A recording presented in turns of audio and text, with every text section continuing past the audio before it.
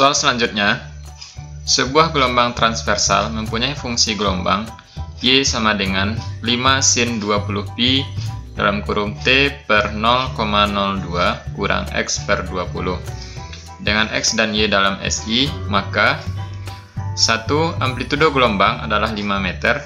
2. Cepat rambat gelombangnya 100 meter per sekon. 3. Frekuensi gelombang adalah 500 Hz. 4. Panjang gelombang adalah 2 meter. Pernyataan yang benar ditunjukkan oleh nomor. Baiklah adik-adik, untuk menyelesaikan soal ini, kita kembali tuliskan bentuk umum dari persamaan gelombang. Y sama dengan A sin dalam kurung omega T dikurang Kx. Jadi soal ini kita kembalikan ke bentuk umum persamaan gelombang. Jadi kita tuliskan Y sama dengan 5 sin 20 pt per 0,02 dikurang 20 px per 20. Y sama dengan 5 sin 20pi dibagi 0,02 1000 pi T dikurang, ini tinggal px ya. Nah, sehingga dari sini akan jelas besaran-besaran yang akan kita tentukan. Nah, yang pertama amplitudo gelombang adalah 5 meter. Jadi 5 di sini sebagai A amplitudo, kemudian 1000 pi omega dan pi sebagai K ya. Itu sudah jelas sesuai dengan persamaan umum ini. Nah, jadi amplitudo gelombang adalah 5 meter. Benar ya? Nah, di soal Y sama dengan 5. Kemudian cepat rambat gelombangnya 100 meter per sekon. Nah, untuk menghitung cepat rambat gelombang, bisa kita gunakan rumus V sama dengan omega per K. Sama dengan omega 1000 pi per K-nya pi ya. Kemudian pi bisa dicoret sehingga kita peroleh V 1000 meter per sekon.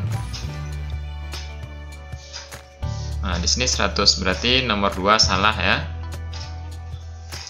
Kemudian frekuensi gelombang adalah 500 Hz.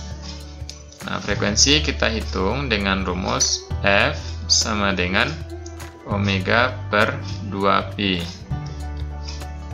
Sama dengan omega 1000 pi per 2pi.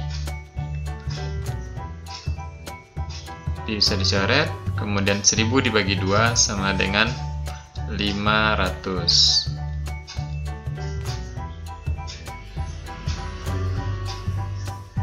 Oke, benar. Nomor 3 benar ya. Kemudian panjang gelombang adalah 2 meter. Nah, panjang gelombang bisa kita hitung dengan rumus lambda sama dengan 2pi per K sama dengan 2pi per pi ya. Pi bisa dicoret, tinggal 2. Di 2 meter benar ya. Nah, maka jawaban untuk soal ini yang pernyataan yang benar adalah 1, 3, dan 4, yaitu C.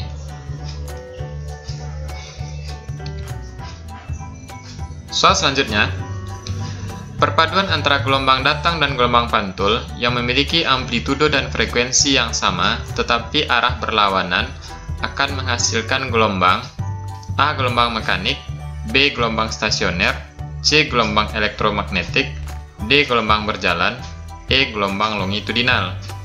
Nah, berdasarkan soal, bisa kita simpulkan pengertian dari gelombang yang dimaksud adalah gelombang stasioner, ya. Nah, kalau gelombang mekanik adalah gelombang yang merambat membutuhkan medium. Gelombang elektromagnetik, gelombang yang merambat tidak membutuhkan medium. Gelombang berjalan, sebagaimana yang kita ketahui, ini yang gelombang yang amplitudonya tetap. Kemudian gelombang longitudinal, gelombang yang arah rambat dan arah getarnya saling tegak lurus. Soal berikutnya, gelombang stasioner pada tali dengan ujung terikat memiliki persamaan simpangan Y sama dengan 0,2 sin 0,5 px cos 200 pt. Semua satuan dalam SI. Jarak antara simpul dan perut yang berdekatan adalah. Nah, soal ini berkaitan dengan gelombang stasioner. Di sini harus dipahami terlebih dahulu jarak antara simpul dan perut. Nah, berarti kalau adik-adik lupa, kita gambarkan salah satu bentuk gelombang stasioner ujung terikat. Jadi kalau ujung terikat, mulai dari ujung terikat, nah, kita gambarkan saja untuk beberapa gelombang.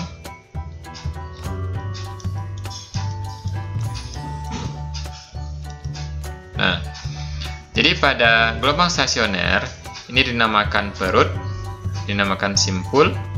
Selanjutnya ini perut berikutnya, simpul berikut. Nah, ini perut, simpul, ya.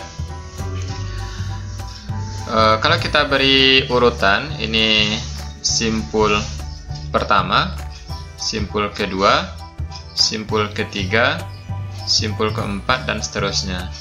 Ini perut pertama, perut kedua, perut ketiga, dan seterusnya. Nah, sedangkan di soal yang ditanya adalah jarak antara simpul dan perut yang berdekatan. Berarti kita ambil saja salah satu, misalnya antara simpul pertama dengan perut pertama.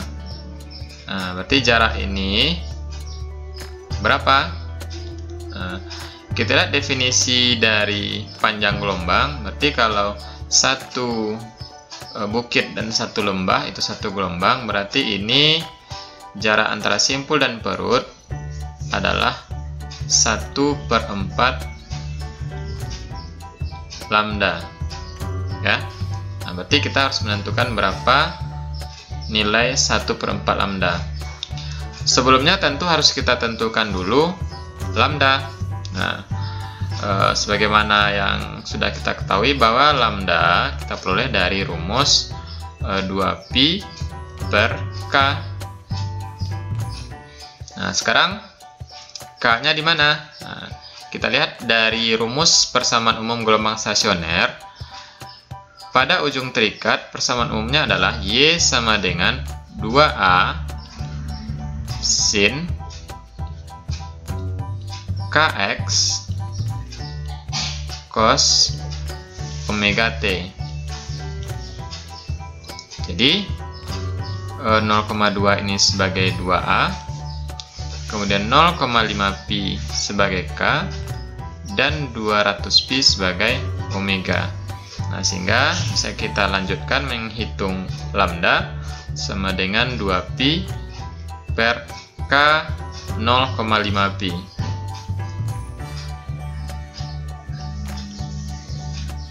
Nah, ini pi bisa dicoret. 2 dibagi 0,5 sama dengan 4 meter. Nah, ini baru lambda. Sedangkan yang ingin kita hitung adalah 1/4 lambda. Jadi tinggal kita kalikan 1/4 dikali 4 sama dengan coret L1 meter. Jawaban untuk soal ini adalah B.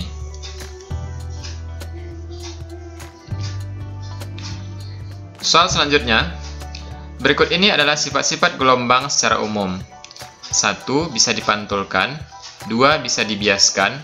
3. Bisa mengalami interferensi. 4. Bisa mengalami difraksi. 5. Bisa dipolarisasikan. Pernyataan yang benar untuk gelombang bunyi adalah Pada soal ini, untuk memudahkan kita tinggal menandai mana yang bukan merupakan sifat gelombang bunyi. Nah, karena bunyi merupakan gelombang longitudinal, ya, maka salah satu sifat gelombang yang tidak dimiliki gelombang bunyi adalah tidak bisa dipolarisasikan. Karena sifat polarisasi hanya dimiliki oleh gelombang transversal, ya. Maka pilihan jawaban yang mengandung nomor 5 salah. Nah, tinggal tersisa pilihan jawaban A. Maka jawaban untuk soal ini adalah A, ya.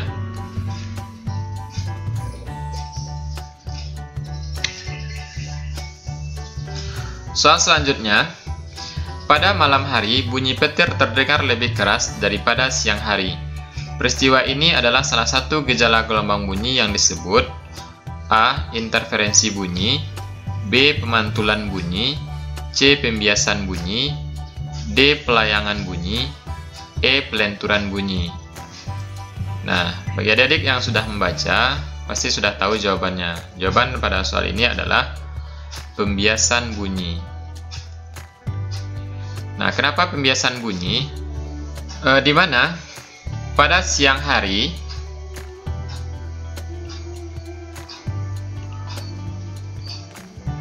petir akan merambat dari medium yang lebih rapat